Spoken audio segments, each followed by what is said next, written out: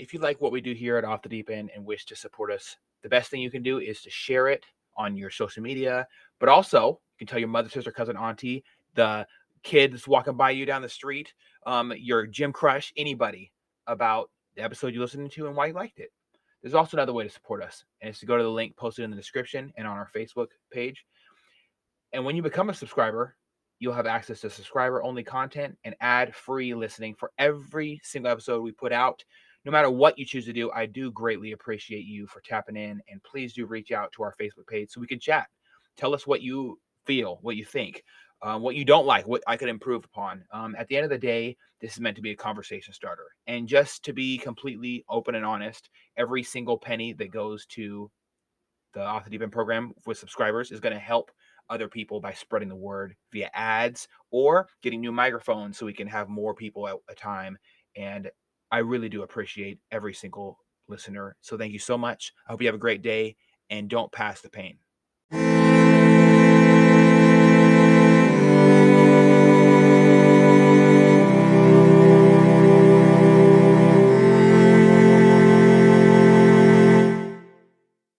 Get started however you want, man. But yeah, so why don't you tell me a little bit about your backstory? Tell me what's like growing up for you?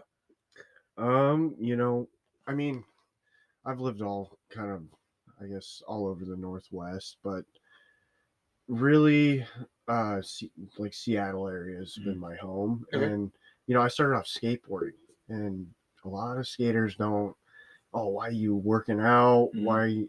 But, I got involved with McKinnon, right? And then I can't remember the people from our middle school, but you remember Mamadou? Yeah. He was in there doing pull-ups and, just great genetics. And that kid actually really got me into fitness because I just thought it was like, wow, you can do 20 pull-ups. And then you start getting into it and you're getting a little bit of a pump. You think you're real big. Yeah, the dopamine levels kick in. Puffing your chest. Like some of the best pumps were when I was a kid. Nothing hurts. And a lot of it was circuit training.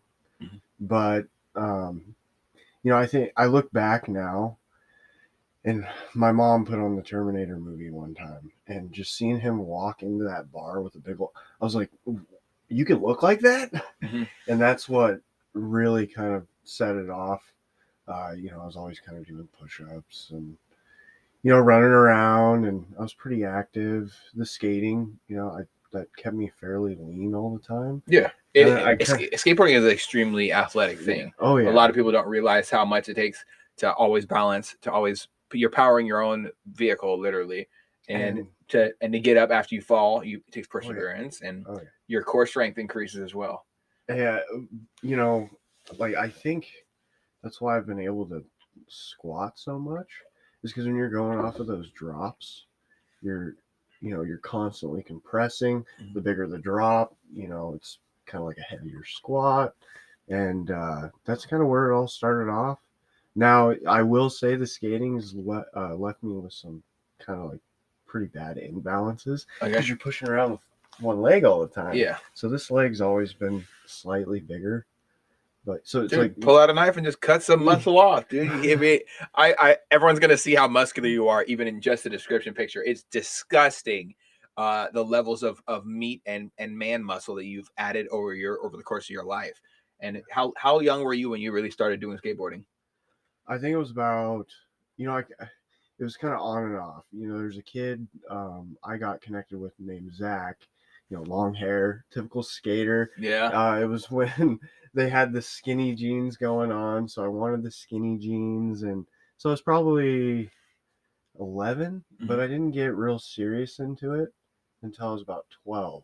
Okay. And he wasn't the nicest kid. Oh, he's a bully. He'd pick on you. Oh, you can't even kick flip. I'm like, I'm gonna show you.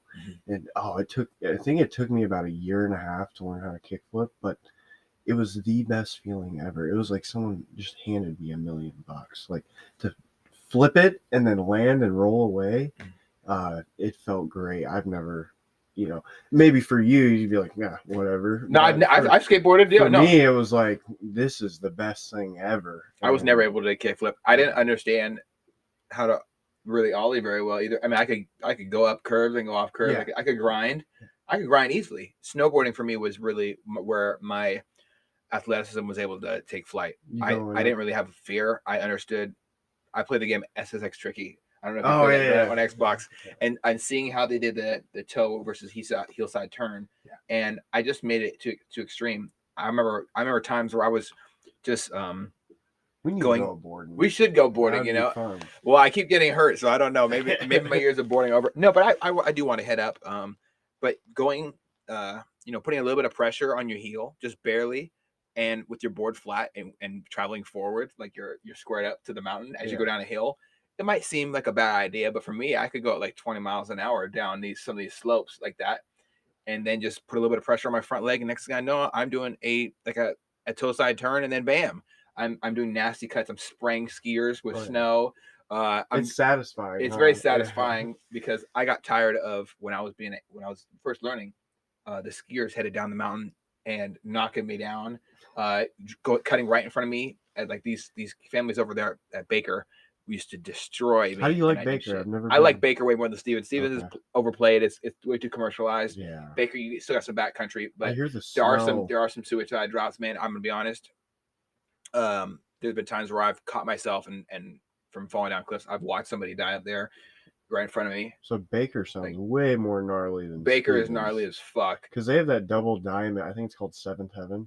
Yeah, and that's pretty sketch. Like it is pretty sketch, yeah. But I hear Baker's way more. You got to have a better skill level. I wouldn't say a better skill level. You just got to be really aware. If you, especially if you have foggy goggles, you're not going to see these drops. And if you're traveling at upwards of 30 miles an hour, that's not good. And you're trying to cut while there is a dip in the snow because someone ate shit there, and then now there's like a drop, and you miss that drop and you catch air and you land just wrong. You know what landing just wrong can be on a board. Your legs are attached to it, and anybody that's gone waterboarding, or sorry, not waterboarding.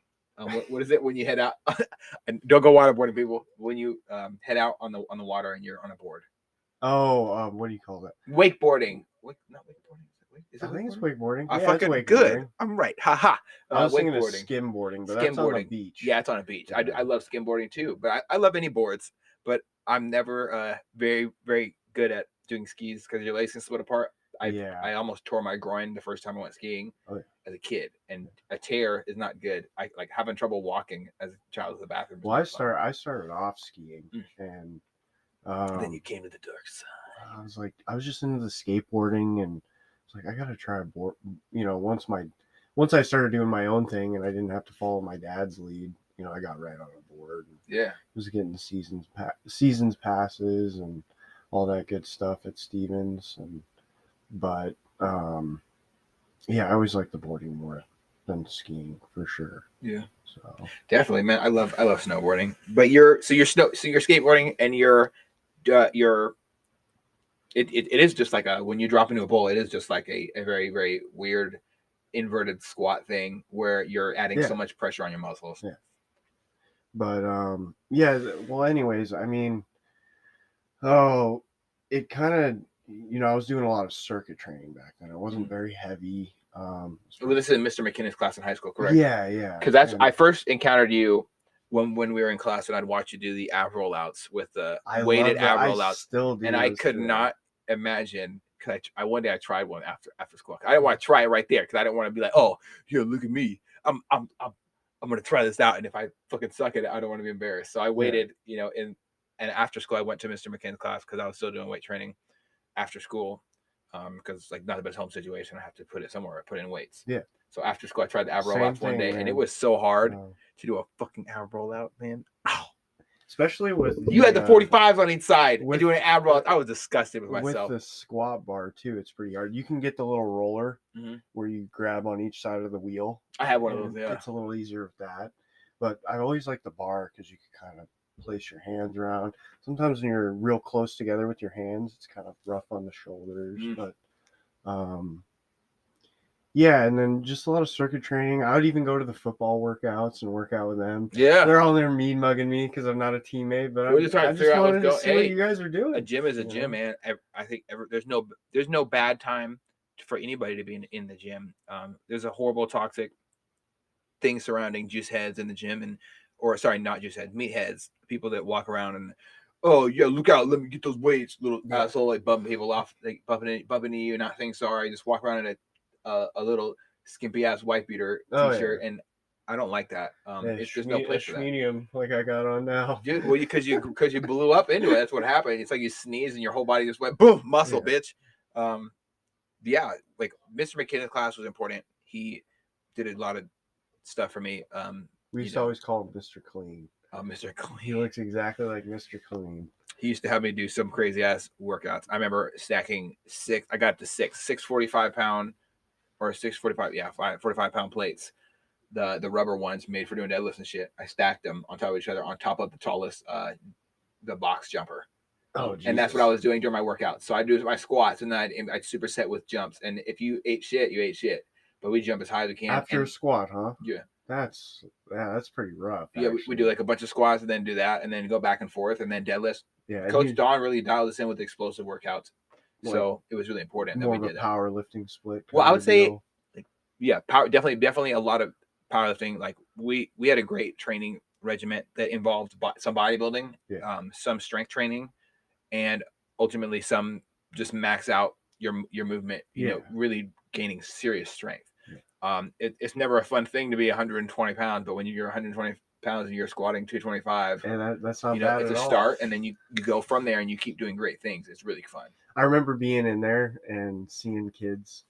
Not a lot of them could freshman year, but they were all bench pressing, or there's a couple of them bench pressing the 45s on each side, and I couldn't do it. It drove me crazy. It probably took me about a year to be able to do 135 because I was only like 125 pounds. Yeah, you were twigged up. I remember seeing you. I was like, damn. But I was always really one of us. He's my brother. We are the twigs. Yeah.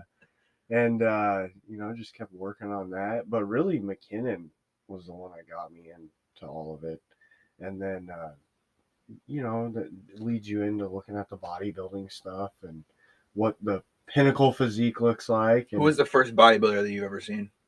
Oh, in person? No, online. Online. In a magazine. Where was your, like, obviously Arnold Schwarzenegger with the Terminator, but. Obviously Arnold. A lot of those golden era guys, like Tom Platz, Mr. Legs, Lee Priest. He was a little after them, but yeah, he was like 80s. I'll never forget the selfie of him with the backpack on and his tricep completely feathered, and Tom Platz in the back. We're like, yeah, like he was doing cardio the day of the show.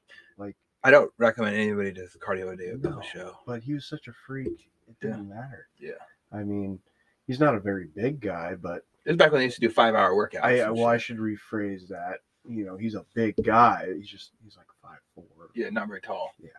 So I wish the 212 would have been around for him. Mm-hmm. He would have dominated that, like Flex Lewis. Flex Lewis is. Flex is amazing, man. Yeah. Good positive message. I think the first bodybuilder I ever came in contact with was Phil Heath at the Emerald Cup when my aunt and my uncle were competing there. And my aunt is an IFBB pro, and my uncle is a judge for the NPC. Now, what was that like to see a guy like that? Well, meeting him was really cool because he was a super nice guy. Yeah. And being able to just run into something like this and have them have a great attitude and stuff. It was really good for me emotionally because I was a child. Obviously, the bigger guys in school, they're often associated with bullies. Yeah, because they throw the weight around because I don't know like why, but the biggest dude has to. Some people get small man syndrome. Some people get big man syndrome. So for me, seeing this big muscular person being so kind and happy and a positive person and, being their little acting character of what a bodybuilder professional is supposed to be. Right. Yeah. And then he put on this face like, hey, it's nice to meet you, man. Yeah. And I remember. And he's just suffering. I know he's just suffering now. I do know that. Yeah. But at the time, he was just a super kind guy. Yeah. And it was nice to meet him and he was a good ambassador for bodybuilding. He still is one of the best ambassadors. He got started in basketball. Yep. Down in Bellevue. That's totally like two different. That's crazy to me. But the amount of there's guys like you and I, we can put on look good and decent amount of muscle. But then there's guys like that just seems like they can just put on the pounds of muscle. Yeah. And genetics are a great thing. steroids can be a great thing for bodybuilding, but ultimately what it takes is heart and discipline over motivation. Well, yeah, you can take all this stuff in the world, but if you're not eating, and you're not training hard, you're gonna look like a bag of shit, and you're probably not gonna feel that great, at all, or live that long. Because it's like I'll be in LA Fitness, and a couple of the kids, especially when I was getting ready for the show, the first thing they would ask is, "What are you taking?" Blah blah blah, and it's like they get so confused. I just don't even want to bring it up because it's like, hey man, like you should really just be focusing on getting in some solid meals and your form, your workout regimen. Okay, I've done this for 6 weeks. I feel like I'm plateauing. Maybe change the rep range up. You can do more of kind of like a HIIT training like Dorian did. Okay, I'm not feeling that right now. Let's go a little higher volume, or mix it up. Maybe get yourself to a point where you're warmed up, go for your real heavy sets, and then after that, do some more pump sets, for the inner part of your chest, say if you're doing chest. And because you and I both know, just because you're throwing a lot of weight around doesn't mean you're going to develop the muscles that you want to develop. Because I like to squat wide. I feel real good when I squat wide. Okay. But what happens when you squat wide? It all goes to your glutes. That's why I have such a big ass. Well, that's good, man. No one likes a pancake ass ever. It's super important to develop the body in every way possible. I know people who, like, even though everybody knows you're never supposed to skip your legs. Yeah. I know people who purposely skip their legs, and they don't have any, and they'll make up injuries or reasons not to do it. It sucks, and that ruins your body because obviously when you train your legs, your testosterone level changes. You're like, I can tell you right now, if I don't exercise for a week, my body is not going to be the same. And Kevin Gates said this in his recent podcast. You just feel better. You just feel so much better. Yeah. But Kevin Gates said it when he was getting interviewed. He's like, hey, listen, if I don't work out, like, my dick's not going to be the same dick as before. I'm not going to feel as good mentally. I'm not going to be able to deal with emotional things as easily. I'm not going to be this powerful human being that I try so hard to be every single day. And I feel the same way. I feel that if I don't exercise or if I don't do something to not just train my mind, like some people like to read books and train their mind, exercise their mind. I definitely need to do more of that. Other people like to just exercise their thumbs on TikTok and just drain their brain. Other people, and I think these are the stronger people who are more in touch with reality and are mentally and emotionally stronger as well. They go through process of putting their body through difficult things, and your body hardens as well. Yeah. You become like a calloused version of yourself. That got me thinking about David Goggins. And yeah, David Goggins, man, staying hard is a really important thing. Dude, he ran 205 miles straight, or it was like 239 miles. Yes. Like, what? I mean, just read the book, bro, and you'll understand. Have you read the book? I haven't. Listen to it on Audible then if you don't want to read it. It's called Can't Hurt Me. Just listen to it. Okay. And if there's another book as well, Tim Kennedy's Scars and Stripes. I can't tell you how powerful that one was as well. Yeah. But it'll change your perspective on fitness. It'll change your perspective on everything because he talks about helping people in his different classes, different schools in his life, military or not, get over their own physical weakness. Because a lot of people that show up to these schools, show up to the military, they're horribly out of shape. Oh yeah, they're not in good shape. And your mind and your body, people say they're separate. They're really not. Well, and you know what surprised me? I think I told you this a long time ago. I did something called a Tiger Cruise. So it's a cruise from Hawaii to San Diego. Yeah, man. And it was on the U.S. Abraham Lincoln. Mm-hmm. And it was with, you could call him my brother, Matt, kind of my adopted family. And they got me on this cruise, and it was so cool. I wish I would have been more into it because I was kind of like 14. And yeah, the Lincoln's. I've been on the Lincoln before. I've walked on there and stole some of their parts and equipment and left. But anyways, I was blown away at not all of them, but there were some people on that ship where it was like, you are really out of shape. And I'm blown away that they are tolerating this. And I'm not a fan of it, brother. I mean, if you can do all the PT and be that big, then have at it. I'm not fat shaming here, but I was like beating people at 14 in push-up contests on that boat. And it's supposed to be the idea of the military. You're supposed to be able to do things like drag a friend out of gunfire and things like that. Well, The Navy does not focus on that. The Navy would more rather you just show them how many pieces of paper are signed saying that you're qualified to do certain jobs. Yeah. And I think that's where they really messed up. Before everything in the Marines, you're a rifleman. Yeah. You have to be able to be in a firefight, and Marines are not lackadaisical with their fitness standards. Yeah. I don't think we as a society should be lackadaisical with our fitness standards as well. Well, especially when you have the responsibility of guarding the country. Yeah. You know, we're not trying to be mean, but this is the fucking truth. You know, if you need to run, you need to be able to run and carry all your gear. Yeah. How much gear were you carrying? Depends on the day. Honestly, I've had times where I wasn't carrying shit. Like a lot of times where I wasn't carrying shit. Other days I'd have to move a couple 1,000-pound object across the ship. I'm required to operate chain hoist and be part of Rig Team 6. If you're listening, my friends, I love you. Or sometimes you have to move very heavy pieces of equipment, like 300-pound probe receivers that you're sending to different ships on a bunch of hoses. And I've had times where my strength was an issue and I did get hurt. Yeah. I've fell backwards over 10 feet and landed on my back. Yeah. I've had the falls. I've had the injuries. I've had times where I needed more strength. I didn't have it. And thankfully we had a team of people who didn't give a shit. Like even the girls, they were going to lift this heavy object with me and help me out no matter what, because we had a really solid team. But around us, surrounding the department at that time, there were so many weak individuals and physically weak. They couldn't carry their own weight. Literally, they could not carry their own weight. And we had to do a lot of things like move big, giant 5-gallon things of non-skid around the aircraft carrier. And we had to sometimes move things that were in emergency situations. I can't rely on somebody who is not able to physically help me out in a really dangerous situation if they can't pull their weight. And I think you and I understand why people don't work on that stuff, because it's hard. It's hard, yeah. It takes years. It's hard to get started. Yeah. But once you're in there, that's it, man. I mean, it's like a life. It's perfect. You're happy.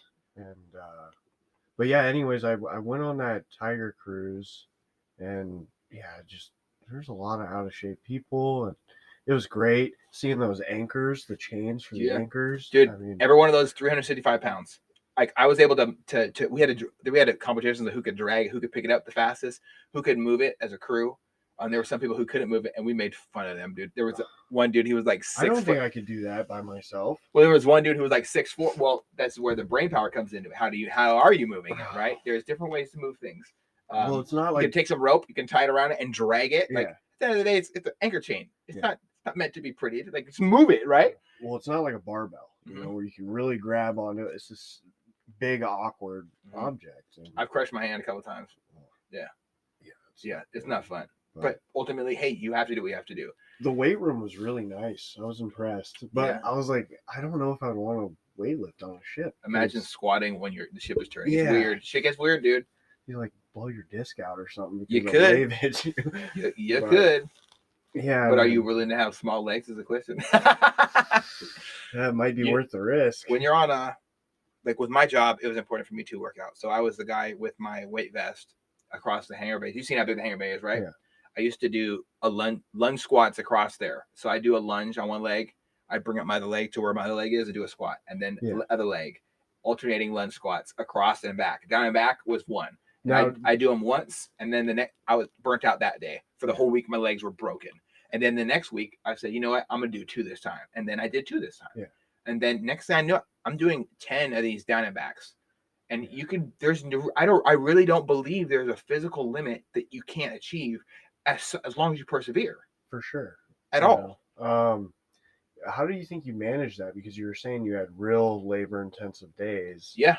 So I just had a wild hair up my ass, I guess. I don't know. Like something told me I didn't want to be this weak guy anymore. Yeah.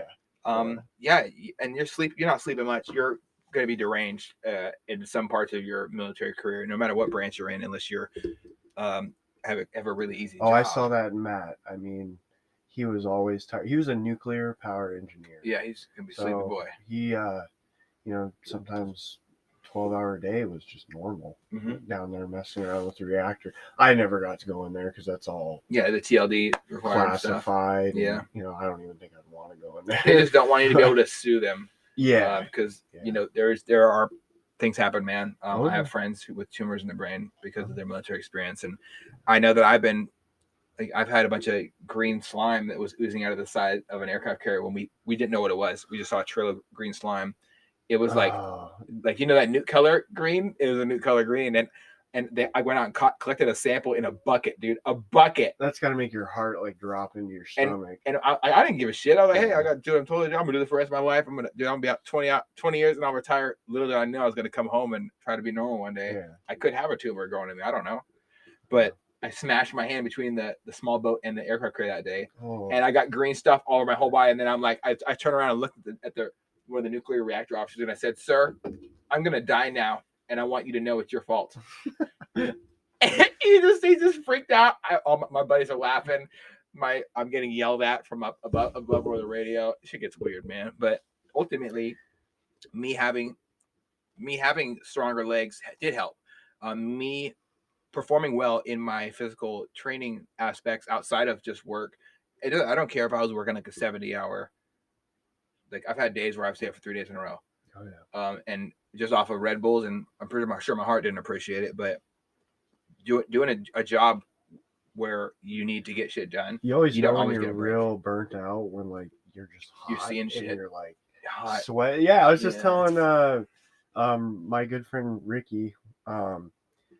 I go, I was in the rink yesterday and I had to go train with my buddy Tyler, do legs at like 5 a.m. Well, I just got off work at 2 in the morning.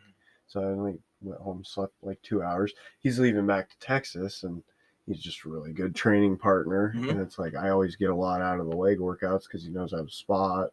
That's another thing is like a great spotter, the forced reps once you make it there. But anyways, I was just like seeing stuff and then I'll like look over and nothing would be there. I'm like, I'm just tired. Yes, yeah. Sleep is an important thing. A lot of people, I've never met one person who came from the military who doesn't have sleep issues. I know I have sleep issues, and that's part of my disability process with the VA I'm going through right now. Like I always look tired. I don't think anyone's ever seen me in the past couple of years looking tired. Everyone that asks me if I'm okay every time they see me. That's how I know I'm fucked up. But it's so important to have fitness. As it was a constant in my life, as well. So being able, like, it doesn't matter how shitty the life was. The next day, I could be unspooling this giant, like 400 piece of rope, like we kind of call rope, called line, and it's like this big, and I'm using my shoulders to whip it. It's called down.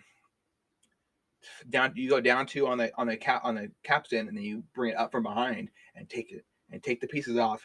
And you're mooring up the ship. You're unmooring the ship. One time I had to pull a mooring line up pretty much by myself after it was soaked in water. Turn out 10-inch nylon, double. And it's just soaked in water. It's completely soaked. Yeah. Shit's heavy as hell. Like there was the military is unforgiving on your joints. It's like doing a never-ending rope climb. God, it's so rough. But ultimately, I had to do so many different things. I was going up and down ladders. I was dropping down ropes. I was moving ropes around all the time, and it did have a lot of wear and tear. If you're not in good physical shape when you're in the deck department of the United States Navy, I don't think you're going to be good at anything. Every day's going to be hard. I didn't want hard days, so days became easier the more I worked out, and it was great. You're just conditioning your body, and your mind conditions as well when the body does. And that's what's hard about it, because say you're just an average Joe Blow guy and you go into the gym and you see all these people doing this thing and you try it and you can't really do it. It's kind of like someone, hey, just start doing a push-up. Oh, well, I can't do a push-up. Well, do knee push-ups. Okay. Have you tried today? Yeah, okay. So when you start off, try to get 1 or 2 push-ups. I can't do it. And then drop down to knee push-ups. Try to get 5. You got to start where you're able to, make progress from that. Everybody wants to just go right to 100, and that's not good, because I know me looking around the gym the first time, I saw people squatting 2-3 plates in high school. But ego lifting, and not good form. And ego lifting, and I was looking around, and I'm like, I could barely squat. Like I've never done a bodyweight squat up to that point. It's intimidating. Like even a bodyweight squat, so putting the bar on my back was different. Yeah. Learning how to balance was okay for me because I've always done balance related things. But for me, it was really difficult having to learn. Okay, it doesn't matter what they're doing. It matters what you're doing. Yeah. And that's how you start. You have to start with foundation, and where you're at right now is not where you need to be tomorrow. So start somewhere. And I tell people, ask me, oh, well, how do you get into this like whole fitness thing? Like, there's a Shia LaBeouf commercial where he's just like, do it. Yeah. Go! Like, just do it. Just start it. And that's the simplest answer. It's just a start. You don't have to do 6 sets of blah, blah, blah, whatever. But, you can start. Well, yeah, because when you go from 0 to 100 and say I'm the average guy walking in, you're doing a crazy workout. I've never worked out a day in my life. And I'm like, well, Eddie's going for an hour and a half just kicking ass. Nonstop, no break. But I try that, but I'm not conditioned. You're gassed in like 10 seconds. I'm going to be sore for a month straight. So you gotta kind of design your own thing first. And then once you work into that, then you can do more of a workout like Eddie, because you need more intensity as you go along. Absolutely. And there's definitely levels to it, indeed. Oh, yeah. Are you thinking about making a podcast? Spotify has a platform that lets you make one, and if I can figure it out, you definitely can too. You can create your own content all in one place for free with zero hangups, and even earn money as soon as you get started. Spotify lets you record and edit episodes from your phone or computer, so you can go mobile, just like I enjoy to do. My favorite thing about it is that you can create video episodes if you wish and upload them to wherever podcasts are heard. You can even set up subscriptions, or if you're like me, listener support options for listeners to help you grow. I 10 out of 10 recommend the Spotify for Podcasters app. Or, why don't you just step over to www.spotify.com/podcasters to get started on your own podcast. Sweet. Yeah, man. So it's really what you put into it is what you're going to get out of it. And fitness is something that is truly immediately reimbursive. That one rep you did, you've done one more rep than you did before. If I go to squat right now and I don't have any weight on my body, I can't lift a lot. You know what you can do? You can slow it down. Yeah. You can slow it down. You can put some more time under the tension of your exercise. Yeah. And at the end of the day, when we're exercising, the best way to get the most out of a muscle is just to stretch and flex with the weight. It's not necessarily just the lifting and those quick twitch muscles that you're exercising and you're maximizing. Yeah. A lot of times, if you want to have insane amounts of growth, you just need to wring out the muscle like a wet sponge, and then it's going to be ready to absorb all these nutrients and stuff you put into your body. I think as you're lifting the weight up, powerful but controlled, but don't forget the decentric. Yes. You see so many people like at the LA Fitness, they just drop it on. They just let the weight, dude. When I see the barbell hit somebody's chest, bounce off of it after their whole body shakes. My uncle broke his sternum doing it's that. terrible. You can die. Yeah. You can die. And I'm not a big fan of that type of lifting. I don't do that shit. But yeah, and I think just finding a point where you can start. Also, I was gonna say, you got to find the type of fitness you like. If you're not into the weightlifting and bodybuilding, try circuit training or whatever. Like one of my favorite things to do right now, since I can't really put a fucking squat bar across my shoulders, or even load. Some days my neck is jacked up because my shoulder's jacked up. My shoulder's jacked up, and it jacks up my chest. Like my chest is shrinking, and now my arm is weak because I can't do a bicep curl. You feel like your shoulder kind of is like rotating in sometimes? The opposite. I feel like it's some days it's slack, like a slack jaw issue, loose backwards, like loosey goosey, and then other days it's super tight and inflamed. So I can't do all the things that I used to be able to do. So now what am I stuck with? Squats and lunges. And you know what? I'm okay with that. I can work with squats and lunges. I was able to do a push-up the other day for the first time in like over 4 months. I couldn't even do a push-up. Didn't hurt you at all, or it definitely felt uncomfortable, but not hurt. Yeah. Pushing up off the ground is an important thing to be able to do physically. Now, what kind of rehab were you doing? Because the biggest thing I hear when you have something done to your shoulder or anything is you can't just sit there because your mobility will go to shit. So I went to a place called Engineered Sports Therapy over here in Everett, and it is something I recommend to anybody who has any issue. Yeah. So if you, let's say you had you might have tore your pec, go there first. Don't go to the doctor first. Yeah. Go there first. Yeah. Get established, and then tell the doctor where you're going. Yeah. So I got my shoulder looked at. They're like, "Wow, you definitely are hurt. holy shit. And I think I couldn't barely move my arm. Well, people don't realize how like delicate your shoulders are. It's a Yeah. lot of little muscles, and if you don't heal right, yeah, you're never going to be able to throw your child up in the air and catch him. And that's my biggest concern right now. My grandma, she had issues with her shoulder, and she had a surgery, but she didn't rehab after, so she can't even, like, her arm can't lift it very much. Can't do that. No, you need to be able to physically move. Yeah. So I went to Andrew Sports Therapy, and they have now, I got it to the point where I'm doing deadlifts with 315. There you go. And I'm able to do a bench press. The other day, I moved on the incline dumbbell bench 40 pounds pretty easily. So that's something I was. But he had me go super slow. They're having me go super slow. Last time we might have rushed it too much as we were coming back, trying to get me back into work, because like L&I is insane, dude. Like, I haven't seen a check in 3 weeks.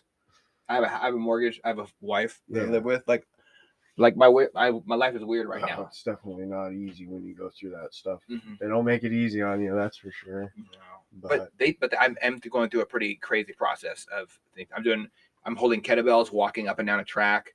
I'm doing banded exercises this way. Trying to build that stability and strength. Yeah. So we start with stability and strength building, and now we're at the point where we're just doing muscle building around it too. So we start with the stability, we warm it up with the arm bike, start with the stability training, and then go into strengthening and creating dexterity and building the constitution overall of my shoulder in different movements. Yeah. Right now we're just encompassing every movement one by one. We find out what hurts. We don't do that day. The next day we try something new. Ultimately, hopefully tomorrow or on Monday when I get my MRI, they're going to tell me, okay, well, you've been doing a great job at PT. I don't think we need surgery. And that's the ultimate goal. You don't really want to have surgery. Stay away from the surgery, because I'm already hurt. I don't want to get cut open again. Yeah. And it's hard on your body, you know. Yeah. I'm not a fan. I want to return to lifting weights. Something that's really important to me for my mental health, and it's been a therapy for me since I got back from the military, is fitness. I not just the idea of going to bodybuilding competitions, but bodybuilding itself is something that's always kept me grounded mentally. So if I exercise, it's hard to be depressed when you spent the whole day undepressing yourself physically from the weight that's been on your back. Well, you know how it is. I'm tired. I just worked this long. I don't want to go in. And then you go in and you start moving a little bit, maybe stretching, do a couple sets, and you're like, man, I feel great. And it ends up being a great workout. Every workout's great. I've never heard anybody say I had a bad workout. And you just feel better. I mean, I think I would, as a kid, definitely, I would have been in a lot more trouble if I didn't have that weight room, the skateboard. So it's like I had something to look forward to every day. And when you don't have that, life can be kind of, you just need to find something, whether that's fitness or whatever. And there's so many different avenues with fitness. You got CrossFit, yoga, fucking Peloton bike, push-ups. Running. You can do military training. There's different military branches have different workouts. If you really want to challenge yourself in life and go to something like the selection programs for special operations in the military, if you really want to be the tip of the spear, what you see in the commando movies, all these things where you're dealing death to people who are truly, trying to remove you from this earth because you're white or you're black. They want you to die. You have to have a physical ability and a mental ability to move your body and meet the requirements they need. You're going to have to learn how to work in a team environment. So going through difficult things often is good. And your body responds to that as well. I wanted to know what changed in you. Were you just lifting weights and you were like, oh, I want to try bodybuilding? Like where did that come into place? Well, it was just looking at all the guys from the golden era. I moved out pretty much when I was like 17, so I didn't really have the funds. So I stayed pretty light for a while, and then eventually I got a job, and the diet is everything, man. If you want to put on any kind of size, like, don't think you're going to get away with eating once or twice a day. If I have a busy day, I'll throw in some shakes because I wasn't able to get a meal in. And that's where the supplementation comes into portion. The food is so important, man. Like, that's what I tell these kids that come up to me and they're like, what do you take? And blah, blah, blah. And because they want to know. And I'll be honest, like, I started lifting like pretty seriously when I was 14, and I didn't take anything until my first show. Because I just didn't see the point, when you compete though, you kind of have to, or you're just gonna can't introduce those things. Yeah, but you need to have your diet on point. Someone around you that can kind of guide you like a coach. I used to think coaches are overrated, and yeah, some of them are.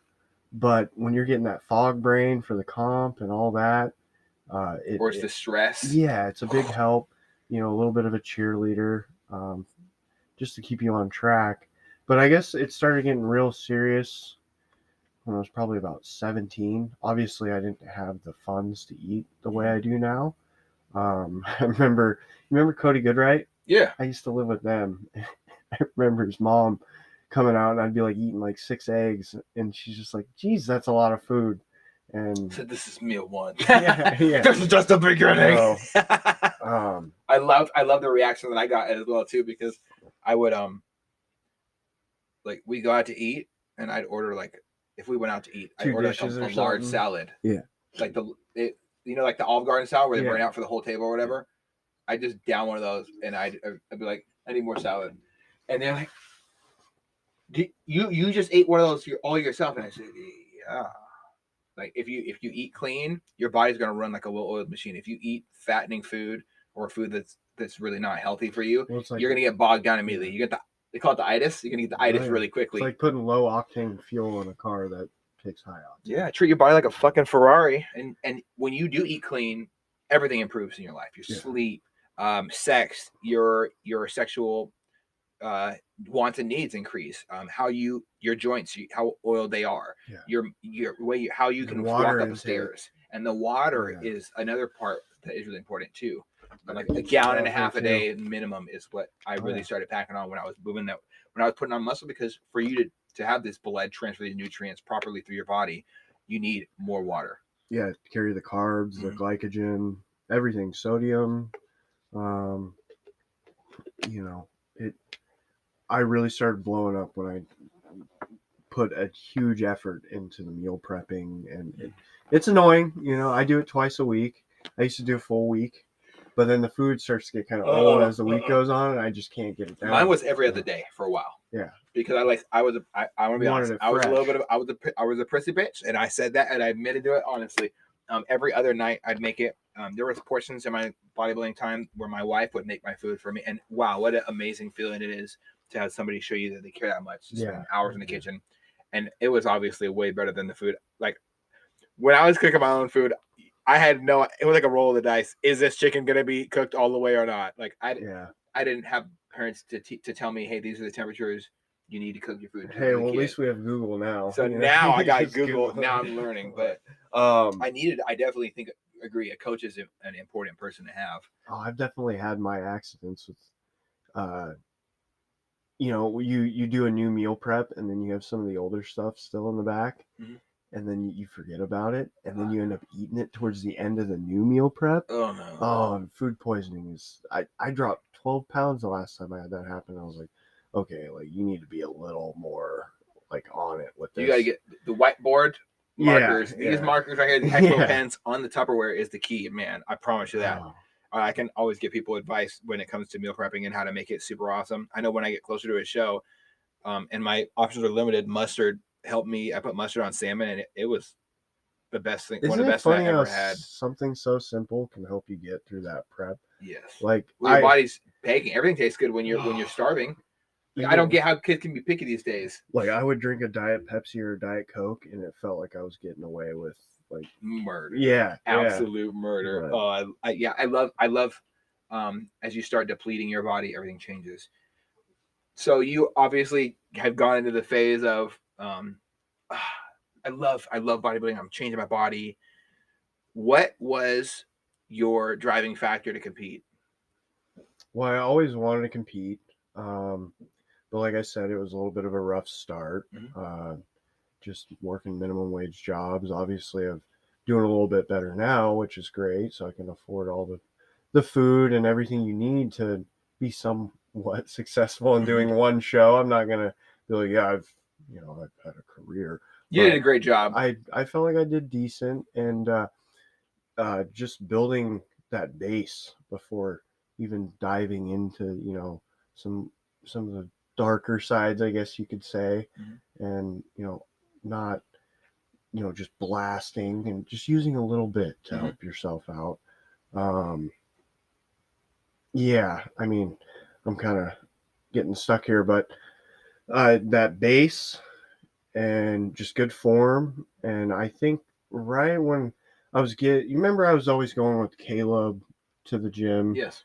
After that, I got real serious with like more of a bodybuilding style, because we'd go in there and we'd be like doing 40 reps a set, and I'm just like, what am I doing?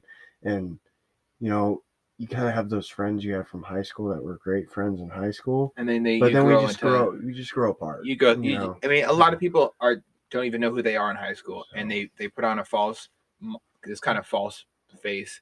Like, I've experienced that a lot of my life, so much.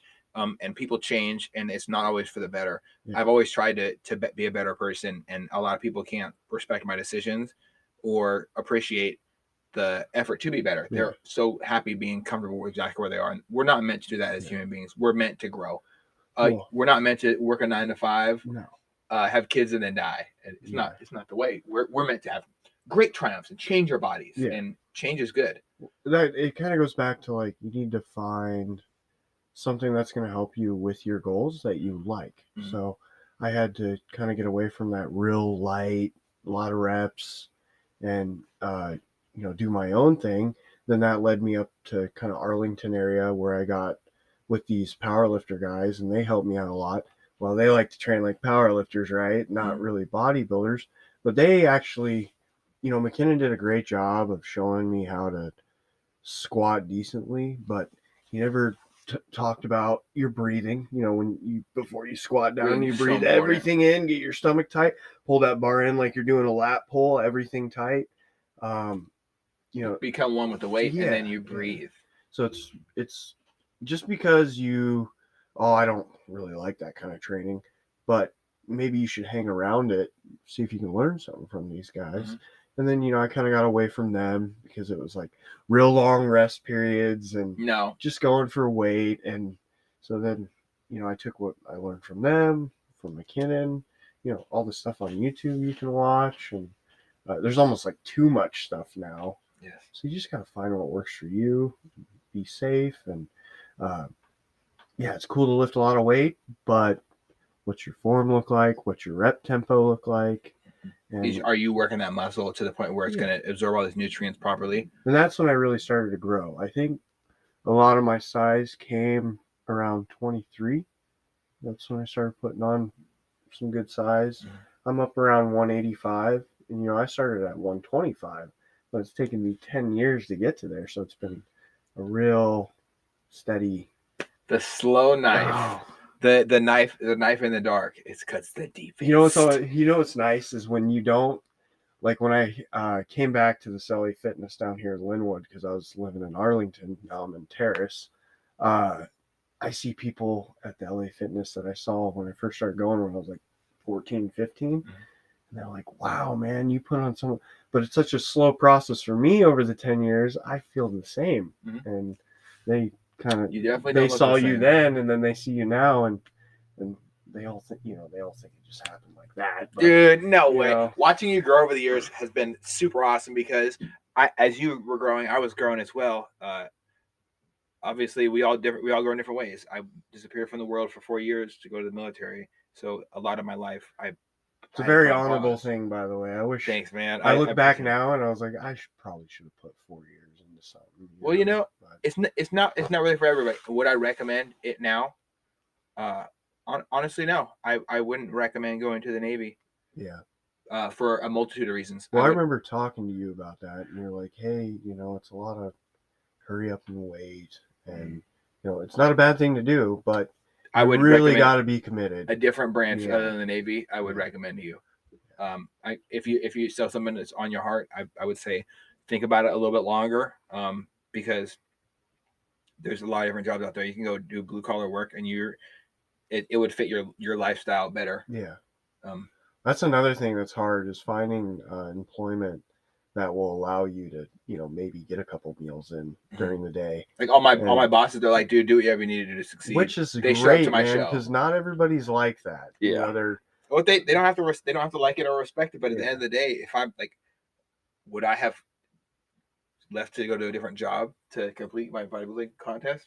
Absolutely, Yeah. because the goal I wanted, I'm not going to be here forever. The job will. So was that when? What was that? 2017. It was 20. I did. 2019 was when I Okay. was eating. Like I was smashing meals. I got hooked up with this great guy named Brian. I think we both know Brian, Klick right? Way. He's the fucking best. And it was like an overwhelming experience. As I'm not gonna like name names or whatever, but my previous coach didn't. It was a very poor. I know who you're talking about. Man, poor experience. It doesn't really cover it. Yeah. And I've had different coaches. I looked after that for different coaches, and you know what I think that a I had lot bad of that runs. is I just don't think he loves the coaching. You know, he's really into the competing, but when it comes to like guiding people, I don't think he really cares. Brian goes over the top to show he cares. Yeah. So if I can message Brian right now, and well, this is how I usually believe in it. If I can call you, you might not answer, right? If I can, but I know I'm gonna get a response back from Brian every time, and it's gonna be, is everything okay? And every time he calls me and I call him, he, even to this point, like I'm not competing right now, obviously, he asks me how my wife is, how are the dogs. I saw you got a new dog on Instagram, Eddie. How is this? Blah blah. We talk. We actually care about each other, and he does this with every client. It's not just me, which is a beautiful thing. Well, when you're in a better place, we all would like to see you come back, because that show you did, you have a lot of potential. You know, you're wide in the shoulders, small waist. Yeah, man. Me, I'm kind of, I'm a little narrow. I know, but that gives you a lot of different potential for different things. Like everybody has a special look that they can achieve. That's why I love physical development so much. Yeah. And Brian recognizes that. Like he would be able to tell you, okay, we're not going to do all three classes unless you really want to. I don't recommend it because you have this body type and it looks good with this. Yeah. He's an honest person. Yeah. And it's important to not have your heart broken when you go to these shows. Yeah. Really important. Yeah, he had me do all of them. Mm-hmm. Yeah, because your body is at that stage, like you can do all of them. But then, I was talking to another guy and he's like, hey, the judges really don't like it when you do that. He was like, so, I mean, I don't maybe those judges, but maybe those judges didn't like it. It ended up being good because I didn't want to do what do you call it, the physique board shorts. Yeah, I always looked up to the bodybuilders, but I'm not quite that thick. I'm even probably not even thick enough for class. I'm close to thick enough for classic. It's just more size in the legs. But anyways, I'm glad he pushed me to do that physique because I did well in it. Yeah. You never know how great you can be until you try. And he's really good at if he says do all three, do all three. Yeah. For me, he told me, hey bro, what are your goals? And I said, like just do men's physique. I don't know. I'm just doing a show, like just to do it, just to see how I feel about it. Yeah. I ended up smoking the ops. You got the overall, right? Yeah, I got the overall, and I was like, see, I didn't even get that my first. But I was like super natty. I was like super natty, and I had just been working at this for a year. There was no way that anyone was going to outcondition me when I spent a year working at it. Like unless that person worked just as hard. I remember Jordan Dugan coming up to me and he was like, I'm kind of worried about Eddie. He isn't drinking water in 3 days. Man, yeah, but it was a slow cut to water. It was a slow cut to lose water. Obviously, you take sips. So you don't sugar. Well, you load it and then you pull it, and then you pull it and you keep pissing it all out. Mm-hmm. That's what makes you really dry. Then you take that watershed stuff and it really helps. Oh yeah. Brian's approach was a lot better, in my opinion, than my previous approach because it wasn't like let's do a wrestler's water cut. It was a very slow, easy process. I ate my food. What do wrestlers do? Well, sometimes they ride bikes in the sauna. Sometimes they stay in the sauna for a super long time. They chew gum and spit all day into water bottles or on the ground in the cups. They wear the sweatsuits and they sweat it all out. Huh? Hit the bike. Yeah, you lose all this. You sweat out so much. You become extremely. It's called extreme dehydration, and I don't recommend that as a healthy form of losing any amount of weight ever. I don't recommend. I mean, sitting in the sauna is good. Well, you and I both know there's fitness for health, and then there's competitive sports. Of course. So people should know the difference. Am I gonna get super lean and dry and then try to go squat 315? No, that's just not a good idea. So as you go into a show, it's higher reps.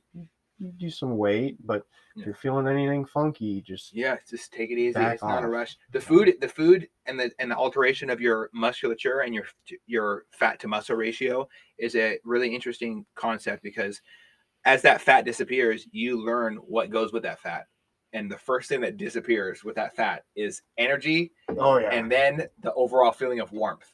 Were you cold as you left to your show? Because I remember I was wearing 2 hoodies. So I work 2 hoodies and a beanie. I work at a hockey rink. I was freezing the whole time. I would have died. I would have just laid down on the ground and said, I'm dead now. My boss comes up to me and he's like, "Why do you have 3 jackets on?" I'm just like, "I'm cold, man. Like, I just I needed layers for sure. You can feel it. And it feels uncomfortable all the time. Yeah. Sleeping sucked so bad. I remember I got told previously before my show that in my first ever show that I needed to be as cold as possible. But when you risk yourself to the elements, and this is like during October, so you're putting yourself at risk to get sick. And if you get sick before a show, you're cooked, bro. Well, I got sick after the Emerald. Before or after? After. Oh shit. Thankfully. Fine. Yeah. Just from being so depleted. Your immune system is not very strong when you're there. You're all over the place. Oh yeah. Yeah, I was really cold all the time. Fog brain. You're just eating pretty much. Brian would have me. It would be like two low days, two to 3 low days, depending on how I looked. He'd flatten me out, and then he would throw in like maybe 2 cups of rice on the 4th day to kind of fill me out. Yeah. Do you do carb cycling? Because carb cycling. Yeah, he had me do carb cycling. I'll never forget, the best thing in the entire world was for me motherfucking cinnamon deluxe. Cinnamon rice, is a go-to, dude. Cinnamon and rice. Yeah. And a little bit of stevia. I freaked out. I was so excited to do that. I'd heat it up. I put candles in it. Sometimes I light them like it's my birthday. Like, you go crazy. You feel like you're having dessert. I felt like I was having dessert. I'd be like dancing around the house. My wife's wondering what the fuck is wrong with me. Just so happy to not have just chicken and vegetables. Yeah. Yeah. And especially coming from different dieting paths, having a variety of food can be super helpful. I needed to change up the food because I knew that if I didn't change up my food during my prep, I would develop a poor relationship with food. Yeah. And a lot of people do have that issue post bodybuilding shows and post bodybuilding at all. You not being able to eat certain foods. I still to this day have a difficult time eating sugar. Really? And I'm okay with that because I don't need sugar. Yeah, it's not doing anything good for you. It's not really doing much good things for me. And same thing with caffeine dependency. I was able to knock off my caffeine dependency habits as well. That's definitely something I need to work on. It was worse during prep. I was really when you're severing, you I need energy, but caffeine doesn't really help. Well, it didn't help me too much. It's quick, right? Yeah. Maybe give you an hour or 2, but then you're kind of in a deeper hole after. Oh, the crash is not good. So mitigating that can be a little rough. Trying not to suck down 3 energy drinks a day because that's just not good. Yeah. Obviously, it was all sugar-free, and you don't do that the last week. No carbonation or anything. No, nothing. It's just black coffee, which anything kind of helps you, I think, lean out because makes you pee. And I definitely love the different foods. I know that mixing in asparagus was super great because it's a natural diuretic. Yeah. With the black coffee, with those 2 in conjunction, were very helpful. Oh, yeah. I would say the last month of prep, up to the 2019 Ironman, I was taking in a bunch of asparagus as much as I could do, and I was drinking like 2 gallons of water a day. I was already pounding gallons of water, and so when he told me 3 gallons of water, and then dropped down to half a gallon the next day, I immediately flattened out, and then I would start to carb up. And when I was eating these carbs, I didn't have a difficult time keeping my energy levels high, having a good attitude. Oh yeah. Leading up to my show, I was actually able to smile and be. I remember when I was there, you were pretty hyped. Yeah, I was so excited. Yeah, cool. Not because I knew I was going to win or anything, because I knew that I felt good, and everybody around me did not. It's such a long road to that day. Mm-hmm. If you put in the work, it's even if you're tired, you're just so happy to be there. Mm-hmm. And I was actually terrified to get up on stage. I don't like standing up in front of people. But it's like, hey man, you put in all this work. Just go up there, do your best. Might not be the best posing routine. I was really upset. I feel really bad. I wasn't able to be there that day, man. Like between work and I got super sick too. Yeah. I had like food poisoning at work. So yeah. I like when I got home, I was like watching you from at the time I was watching you from inside of an escalator compete, and I was just like fucking screaming at my phone in the middle of an Amazon building on their escalator. Oh, it's and all security's good, like man. tripping, and I'm like, yeah! No. And obviously you couldn't hear me or anything, but I was super hyped for you, man. And yeah, hopefully next time you compete, I can be there so I can make up for that, because I really wanted to be there, because it was super overwhelming for you to drive all the way from Arlington for my show to come support me, and to be able to see you was it's very reassuring to have people who believe in you. Yeah.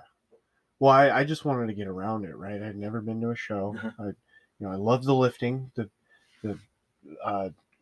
physical part of it. I love it. But to kind of get down there and see some of the guys and what it's all about, it really helped motivate me. It still took me about 2 years to kind of get the boat going on it. But once I hit 27, I was like, hey man, you gotta start, you gotta do a show or something, because this window's closing. You don't want to be doing this when you're 40, Yeah. We spent a lot of time on this podcast talking about mental health, but I want to talk about physical health for a second. There's nothing more uplifting and confidence boosting than looking in the mirror and seeing exactly what you want looking back at you. The person I trust to make sure that's happening, no matter if I'm going through an injury or not, is Brian Klick. He's my friend, mentor, coach, and now one of our sponsors here at Off the Deep End. Head over to the link in the description and check out why I choose him. All over his Instagram and his website, you will be seeing the different clients who've worked with him in the past, whether it's bodybuilding or just maintaining a healthy lifestyle or working towards a certain goal in a sport and making sure you make weight. Brian is a guy I trust for every single different category and facet that fitness surrounds. There's nothing more important than liking what you see in the mirror and liking how you feel when you wake up every day. So head over to his website and get this process started. So for me, I know there was a window for me as well. I didn't know what my life had going. I still don't know what my life leads me. I didn't plan on being injured. I didn't plan on this state going to shit. Like I want to move to Texas or something. And my buddy Tyler just moved there. He loves it. There's nothing wrong with the beautiful land of guns, sun, whiskey, and great coffee. The best shooters, the most military state out there. There's so many great things about it. People mind their business down there. I need people to mind their business. He was telling me that everyone's like, he says the drivers suck, but they're going 90 in a 40. But everybody is like, we'll ask you how your day is. Whereas up here, you just kind of walk by people. I don't like it. I can't live like this. I mean, I've only really lived here, so it'd be kind of nice to maybe have a change. Yeah. I mean, I plan on going. My career in a couple of years, or in less than a year, I can make that career change. Or sorry, keep my career the same and change. Yeah. But even if I do make a career change, maybe I will make a career change. Fuck it. There's got to be jobs for an elevator tech down there. Oh, there is. Houston. There definitely is, yeah. I'm fine with even if I had to restart the process at $29 an hour, which is the starting wage right now. So I'm fine with that. That still ain't too bad. It still ain't too bad. You know what? And and that was with no experience, they'll hire you at that. So blue collar jobs are great. It seems like getting into the elevator union is the trick, though. Yeah, it's just timing. Like when there's a hiring cycle, you apply and then you just take a test and you interview and they ask you questions, and you're like, if you ever had a job before, you're around adults, you shouldn't have any problem getting on the list. When I was reading about it, it almost seems like you got to kind of be skilled in a couple trades. Well, hydraulic, right? They didn't ask me for any experience. Okay. They just hired me because I'm willing to do whatever I get told to do. Fabrication, all that stuff. We learn that. We learn it all. Yeah. It's good to have, as long as you can read a tape measure. And do you weld too? If you have a welding license, it's pretty much guaranteed you're going to be on the list. Okay. Yeah. So if you want to get your welder's license, I highly recommend it. And that's for a lot of trades. I can get you pretty much a job in any trade if you really wanted to. I know a bunch of blue collar guys, and they're always looking to hire people. Just applied to Boeing, so we'll see what they say. Okay. But yeah, just looking at my options. And your job wants to support your bodybuilding habits, right? Sorry, your lifestyle, because it's not a habit anymore. Well, you that's gotta get the meals. Yeah, that's why it's been so. I've kind of stayed at the rink for so long.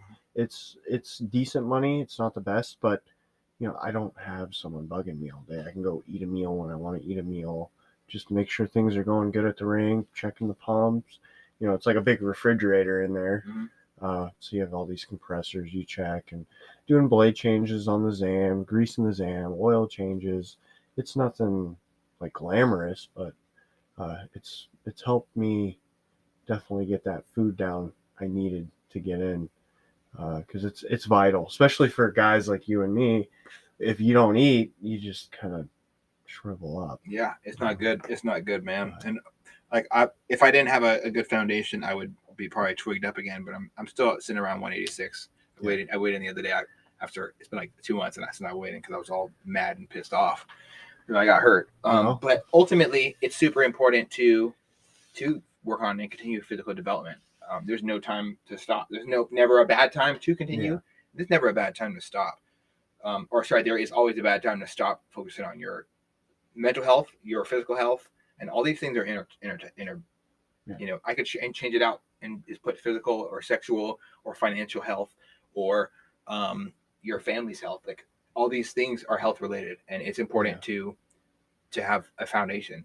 And there's no guide to do it. That's why I did, because I can't have big issues. I can tell you 10 big issues that I have with my previous coach, but I'm just gonna name the ones that are pretty much unanimous throughout the region. Like, everybody I know who has issues as far as their coaching, and it's usually been cookie cutter diet plans. Just gives you a thumbs up when you've done something. The approach to cutting water is bad. Show day problems, or it's been and I know that particular coach you were with. He looks great, but when he told me how much he wanted to charge me, how much did it was like $800 a month. Yeah, I'm like, that's utter insanity. And you're just gonna give me a thumbs up at the end of the checkup? Like, give me some value here, man. Yeah, I'm not a big fan in that stuff, and it's no secret. Like, I'm not a big fan of that shit. I'll pay you $800. You better be doing my meal prep. $800. You better do them. Do you cuddle me and tuck me in at nighttime? Like, what is the process here? And Brian's great. Like, how much did Brian for you? Just if you go on his website, I think it's like $225 a month. Yeah, it's all deal, dude. If you add inflation, that's really, really low. Yeah, if you go, $225. But if you're really into it and you want to, do good in the show, and you don't kind of know what you're doing, it's great. And if you go and shop around for coaches, he's very decently priced, because I have guys with half the experience of him. I see him in the gym at PA up north, and they want $300, and it's and to do what? Yeah, to do what? To tell you to eat stuff with super high fat content. Yeah, Brian is up to speed. He could, if I have a food issue, like, so I would say every month I would change my meals. Yeah. So I'd swap out the salmon for like tilapia, or I would swap out, or we switch to just mostly red meat for a certain part. But we start, as you get closer to the show, you want to start pulling those fatty foods out, right? Yeah. So I started with the red meat, moved into those little baby shrimp, the already cooked one. Yeah, it's already cooked. It's in a baggie. All I got to do is throw it in a pan with a little bit of white wine, some lemon juice, and my olive oil, and then cook it out. And then next thing I know, I just douse it in feast mode, and my food's done. Oh yeah. And all I'm doing really is pretty much microwaving it, but in a frying pan with good tasting stuff. My meals became my favorite part of the day. I looked forward to eating instead of dreading eating fucking cod or tilapia, or there's so many different shitty meals out there. No, I've done the same thing, having variety. For a lot of guys out there, maybe it's hard to afford a variety, but you can. It's super cheap. All kinds of stuff online. You can look at YouTube, and you can spend the first 6 months before you even get to the cutting portion, pretty much just eating. I was very poor at one time, so Brian understood that, and he was like, "All right, man, this is what we're gonna do. We're gonna get you doing just chicken breast, just greens, and just white rice. Yeah. Like, if I have to eat 12 cups of white rice to get my carbs, I'm gonna do it." And I grew. Dude, I was like 212. And if I was 212. I was getting ready to cut, but then I had a health incident, completely unrelated to bodybuilding. Yeah. But sadly, I wasn't able to continue. Was this a second show you were going to do after that? No, this was a third. This was going to be a third show. Oh, so you've done 2 shows. Yes. Okay. Yeah, I've only taken second one time in like 5 different, and it was overall in the first show, and the next one Well, you know how it goes. A lot of it is who shows up that day. You know what your competition was like, because you know there were some good guys up there, but sometimes you can get a little. I see some guys up on stage that muscularity every time end up winning. That it's like, oh, if these other guys would have showed up, he probably wouldn't have won. But I've been looking at the shows lately. I've been it's been popping up more and more in my stuff, and looking at the quality of people that show up, I was disheartened because I don't know if the really, really difficult competitors have kind of phased in and just are doing national shows now, but a lot of people, they aren't bringing anything an overwhelmingly amazing package.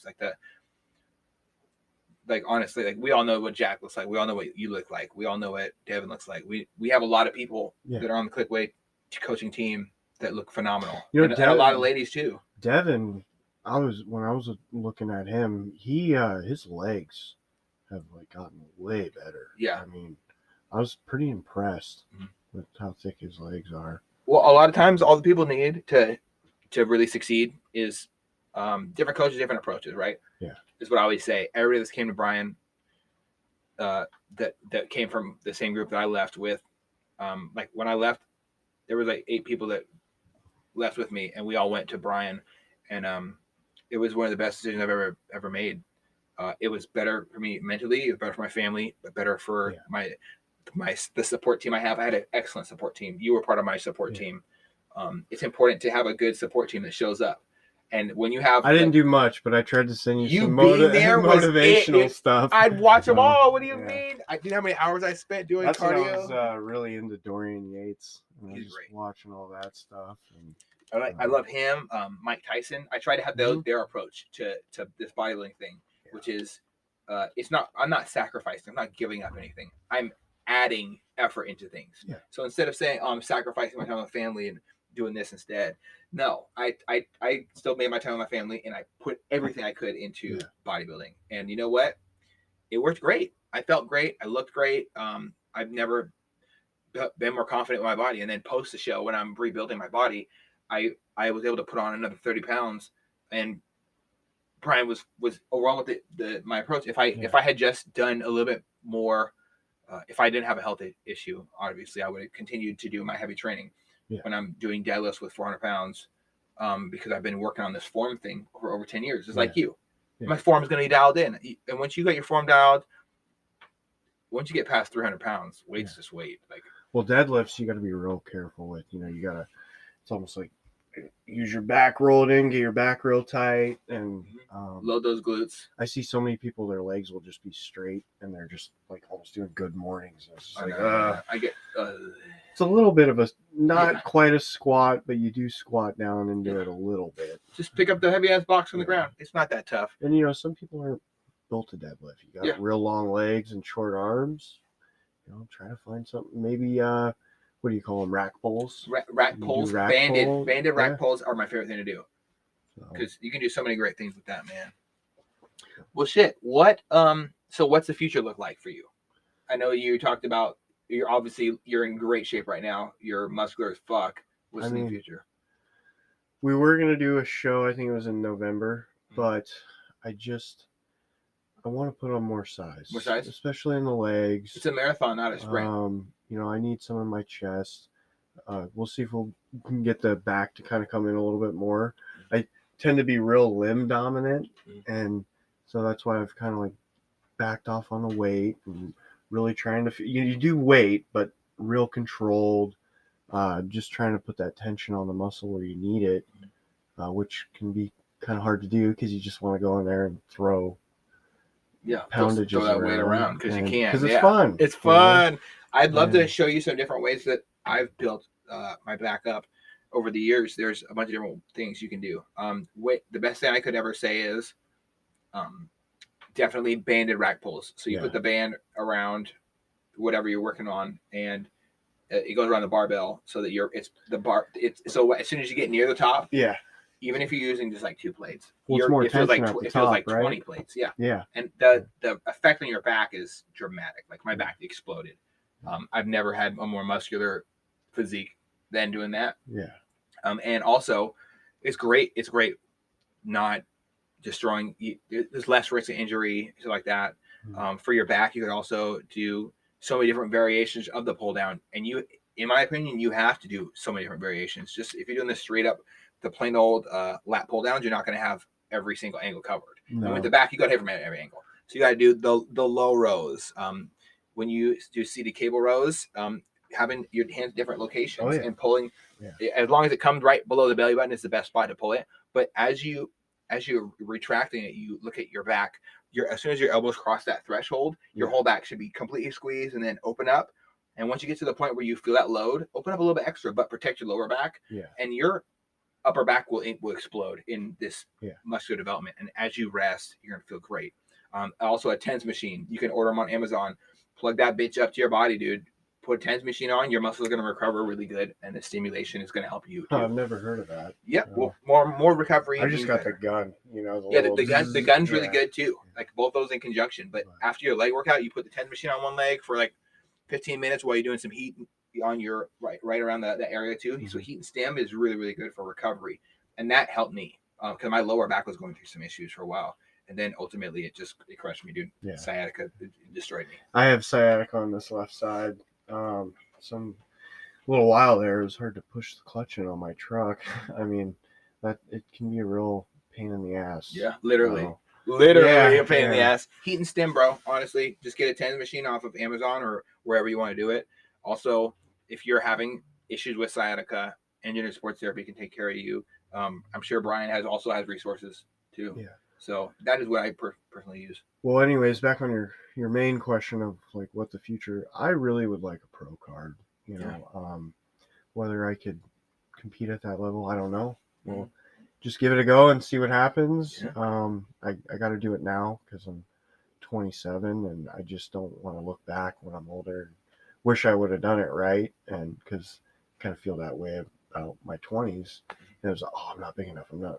You should have just got up there. Yeah. And who cares? Who cares? So, yeah. And you never know until you try. Yeah, and it's not like you're going into the Olympia or this guy's around you, so you can just kind of get a good footing. I think my posing would have been a lot better if I would have started then. And I think the next Emerald Cup I would like to do. Okay. But I'll talk to Brian and we'll just go from there. And but probably the next 6 months to a year, I'd like to do another show just to kind of keep my footing in that. And you know how it is. Once you're out of it, it's really hard to kind of get the momentum back into it. 100%. And you looked so phenomenal at your last show. I think you do a disservice to yourself to not compete. What would you recommend for anybody that's listening who's on the fence about competing? What would you tell them? Well, I mean, just realize you're really going to have to structure your day. That was a big thing for me. You're going to have to start writing things down because you got to do your posing. You got to do your weight training. The cardio. I was doing an hour cardio day. Oh, I'm getting tight. Now I better stretch out for 30 minutes. And when it all adds up like that, you're looking at 3 or 4 hours of just stuff dedicated to the gym.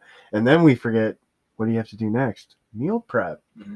So just really making sure you have a routine and you'll be good. Good people around you. Do you have like a crew, a corner crew? Oh, yeah. I had buddies that I lifted with, but then I always had Brian to go and ask questions. Mm-hmm. And, I always talk to Jack. And I don't know if you know Alex Parker. Yep. Big guy, Quadzilla. And we actually roomed together at the Emerald. So he didn't, I can't remember how good he did in the Emerald. He almost wasn't quite peaked enough for the Emerald. He looked great. Mm-hmm. But then he did Tangi, and I think he won the overall in Tangi, and he looked awesome. That's good. So, I mean, missing your peak, it does happen. There's a lot of, I think stress is the number one killer of preps. If your cortisol levels are high, your body's not going to respond properly, And that's why it's important to have somebody, to have a crew, a team, and also to have, like for me, having Brian meant I had no cortisol because I just trusted him. I was like, we had a great relationship. I told him honestly, hey, I don't want to be stressed out at all going into this next prep. He's like, okay, yeah, it's not gonna be a problem. You just tell Brian really loves it. Yeah, he loves to take care of his clients. And yeah, he did a lot for me for sure. I mean, because it's hard. It's definitely hard to, like I said, keeping the schedule. Sometimes you forget to do this and that, and then, Brian would send me a message. Hey, did you do this? Oh no, I didn't. Great. Go get it done. I almost missed the weigh-ins for the show, and I wouldn't have been able to compete. Damn. And he saved me on that because I had about $1,000 in all these classes, and that would have really, really sucked. But yeah, man. I mean, I'm just along for the ride, and sometimes I do feel like it's a little bit of an addiction in a way, because you just want to keep getting better and better and better. And you go into a LA Fitness, and in that realm you look great, right? Everybody's asking you questions, but then when you go on stage, you're putting yourself against trying not to let your ego get to you, because when you're in the gym, everybody's telling you look great, but how do you look on stage? That's what really matters, right? Humility was definitely a key factor for me, because I don't have this whole ego thing. Is really not how I feel in life at all. I've never been a guy that's big on ego, and it was always hard for me to understand when people were telling me I look great. I'm like, okay, looks like I got 20 more reps to do. Like, it wasn't a thing to me. It might have been because I was super down on myself before, and leaving the military, I had a lot of issues with who do you want to be? Like, I listen to motivational videos all the time just to not harm myself mentally. Anything, when you have a plan like you did, you thought you were going to be a 20-year guy. Yeah, and retire. Get out and retire, barbecue in some tennis shoes and it's rough, New Balances. Man, when that gets thrown sideways. Yeah. But you gotta be flexible. You gotta be able to manipulate things. Try not to let things get to you too much, because at the end of the day, if you're freaking out about it, you're probably just making it worse. Really, you really are, especially with your cortisol levels. Cortisol is a killer of a lot of things. Oh yeah. Well, I really do appreciate you coming on and sharing your story, man, and opening up about things why you do fitness, what it means to you, your journey to bodybuilding, and where can people find you? Well, I got Instagram, Brenick 1995. I got Facebook, Andrew Brenick. That's pretty much all I got right now. Yeah. Kind of trying to just stay on those two, because once I have all the the TikTok and this and that, I just get sucked into it. And it's not good for the mind to be consumed. I don't get anything done, because I'm sitting there scrolling through, and great videos and good laughs, but just wasting time. Thumb workouts. Yeah. Thumb workout. Yeah, I don't like doing thumb workouts. If I'm on social media, I'm usually talking about helping mental health or just staying up with the times. Yeah. So I don't seem like some old douchebags. Yeah, well, it's easy to go on social media, and everybody's life looks great because that's all they post, and it's not like that.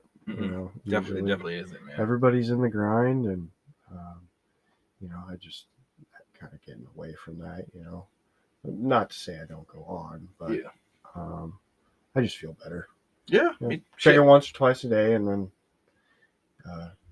gotta go get shit done, right? Absolutely. I can't wait to get back to weightlifting, and you're gonna have to get in the gym with me sometime. Well, as soon as I can, as soon as they clear me to lift weights, I'm gonna be lifting weights. At least do legs with me. All my gym shit is on. Honestly, I need a leg day, buddy, man. It's gonna be like a big volume day. Yeah. It's say a prayer. Say a prayer. I can't really spot very well, but I'll give it a shot. Yeah, man. Well, I appreciate you coming on, brother, and thanks for joining me today. Yeah, thanks for having me.